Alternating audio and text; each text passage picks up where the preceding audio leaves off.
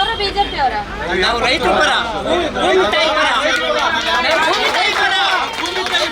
ನಾವು JDS ಅಲ್ಲ, BJP ಅಲ್ಲ, ಕಾಂಗ್ರೆಸ್ ಅಲ್ಲ, ಯಾರು ಅಲ್ಲ.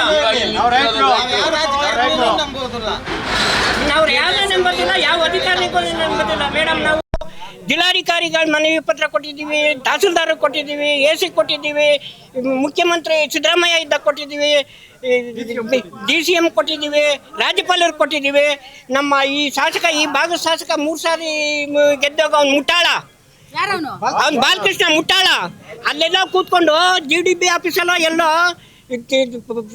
ಪ್ರಶ್ನರು ಕರೆದ್ಬಿಟ್ಟು ಮೀಟಿಂಗ್ ಮಾಡ್ತಾನೆ. ಇಲ್ಲಿ ಅವನು ಅಧಿಸೂಚನೆ ಹೊರಡಿಸ್ತಾನೆ. ಮಾರ್ಚ್ 25 ಬಾಲಕೃಷ್ಣ ಅವ್ರು ನಿಮ್ಮ ಹತ್ರ ಬಂದು ಮಾತಾಡಿಲ್ವಾ? ಯಾರು ಮೇಡಮ್? ಯಾವನ್ ಬಂದವನೆ? ಯಾವ ಅಧಿಕಾರಿ ಬಂದವನೆ? ಯಾವ ರಾಜಕೀಯನ್ ಬಂದವನೆ? ಇಲ್ಲಿ 3 ಸಾರಿ ಗೆದ್ದವನೇ, ಇಲ್ಲಿ 1 ಸಾರಿ ಸೋತವನೆ. ಈ ಭಾಗದ ಇದು ಏನು ಅಂತ ಗೊತ್ತಿಲ್ವಾ ಅವನಿಗೆ? ಹಾಲಿ MLA ಈಗ ಹಳ್ಳಿನೂ ಗೊತ್ತು, ಇಲ್ಲಿ ಪರಿಸರನೂ ಗೊತ್ತು, ಎಲ್ಲ ಗೊತ್ತು. ಅವನು ಕಮಿಷನ್ ದಂಧೆಗೋಸ್ಕರ ಇಲ್ಲಿ 1 ದಿವಸ ಆದ್ರೂ ಬರಲಿಲ್ಲ.